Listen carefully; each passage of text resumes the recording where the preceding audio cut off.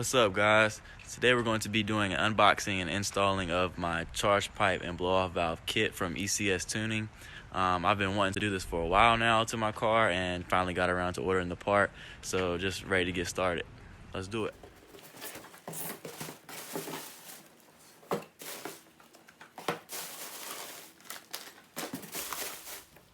So first up in the kit we have the BlowOff valve itself.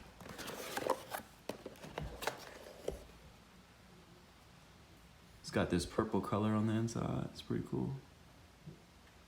And in this box,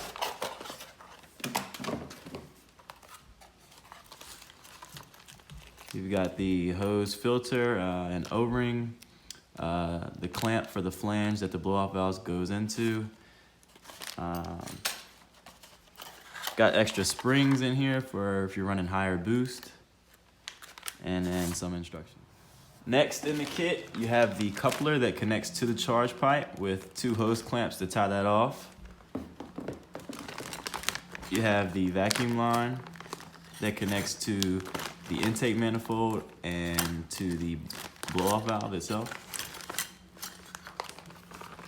You have the stock diverter valve caps to cap those off when they're not being used anymore. And then you have the clamps to hold those down as well. And lastly in the kit, we have the charge pipe.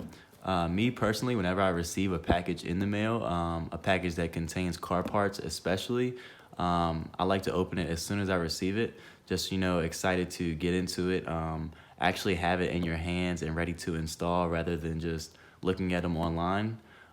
So I have already taken out this charge pipe and did some personal modifications to it, just to give my engine bay a different look, a unique look, compared to anyone else's.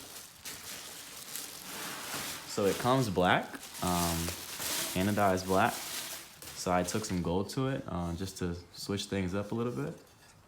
So you have your flange for your BlowOff valve, and then down here you have the hole for the mass airflow sensor to connect to.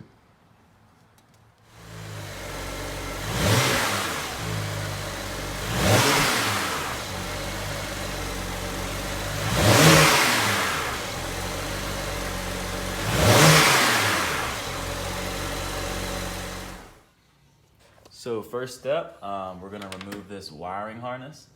It's got 3 tabs in it, so you should be able to just wiggle them out and set that on top. All right. Next step is to remove the air duct with the T15 Torx screwdriver.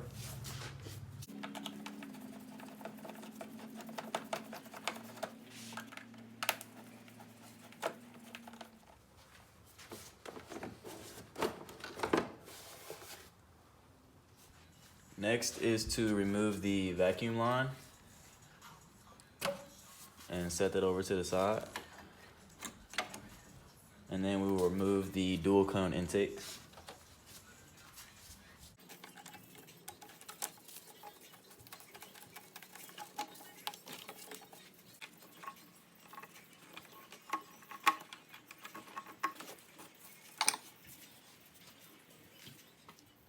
Alright, so now that we have those dual cone intakes removed, you can see we have plenty more space to work with now.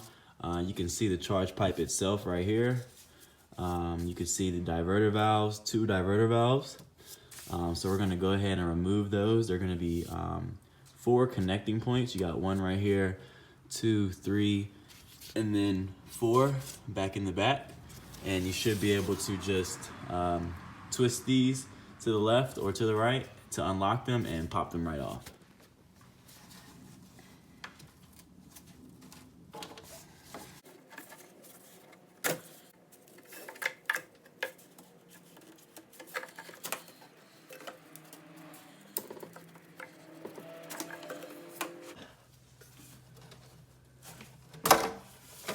All right, now that we've got those diverter valves removed, last thing to free them up is going to be this vacuum line that's attached to the intake manifold.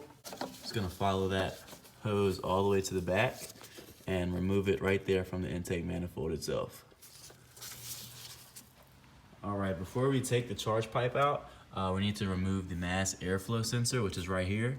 I couldn't get the sensor out correctly without breaking it, so I'm gonna remove these two screws right here and then pop the whole assembly out and remove the sensor from the assembly itself. And these are gonna be T15 screws right here.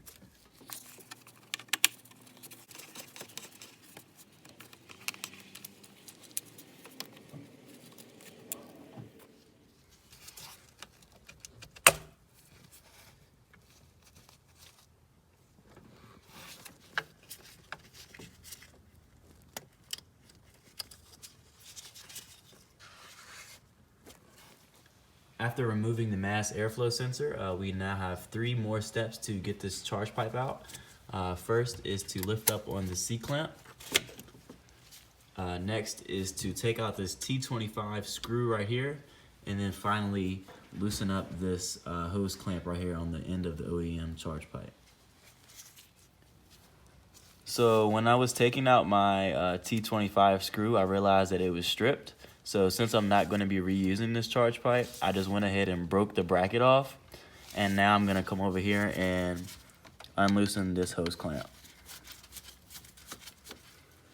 So now that we've got those 3 steps removed, we're going to start right here at the throttle body, and we're going to start taking the charge pipe off.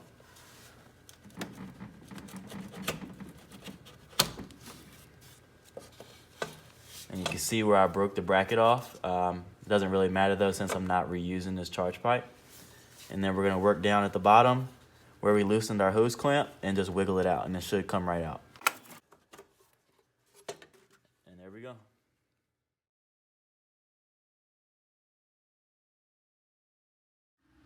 Now we're gonna take our vacuum line and connect it to our intake manifold, which is right here where we removed the previous hose from earlier.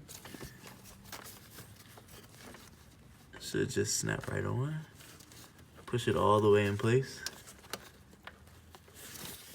And now we're just gonna take this line and set it to the side to be connected to the blow-off valve once our charge pipe is back in place. Now we're going to be putting the blow-off valve onto the charge pipe. So we have the blow-off valve, the C-clip. You need to get a pair of snap ring pliers, and then you have your O-ring. So first you take the O-ring, place it into the flange. Then you're gonna take your C-clip and mount it to the blow-off valve.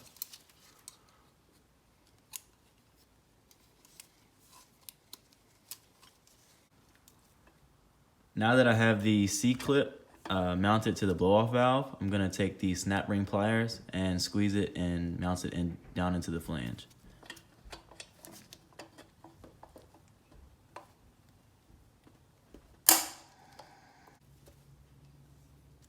So now that we have the blow-off valve mounted, I went ahead and put the coupler onto the end with the blow-off valve, and went ahead and tightened it down with the hose clamp, while we have the other hose clamp to be connected to the other end once we get it into the engine bay.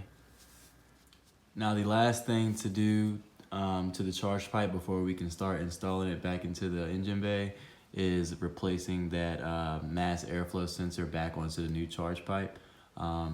The original screws that was on the old charge pipe did not fit this new charge pipe, so I found 2 miscellaneous screws around the garage just to replace those old screws. So to clear room for me to put the charge pipe back in, I'm going to be taking out these 2 bolts for the power steering reservoir, and I'm just gonna set it to the side so I can have more clearance to put the charge pipe in. And these 2 bolts are gonna be 10 millimeters.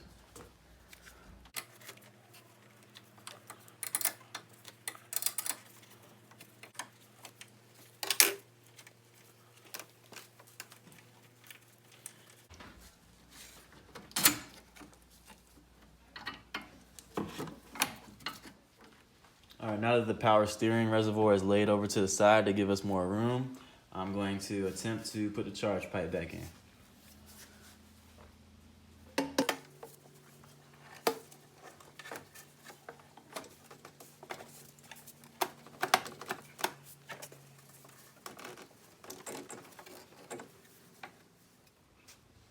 So now that the charge pipe is back in, you're gonna take your other hose clamp and tighten down on the opposite end of the coupler. You're then gonna make sure that your clamp is secure back in place and that the charge pipe is fully connected back to the throttle body.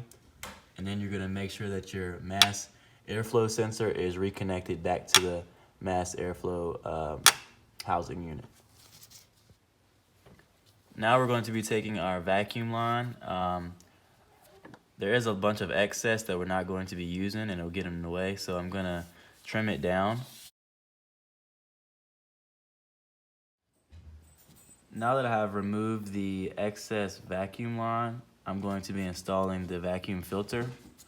So I'm going to be going about 6 to 8 inches up the line and cutting it so that I can install the vacuum filter into one side and the opposite end into the other side, with the smaller side of the filter facing the blow-off valve. Now that I have installed the vacuum filter into both ends of the hoses, I will now be taking the opposite end and connecting it to the blow-off valve with the hose clamp that came with the kit.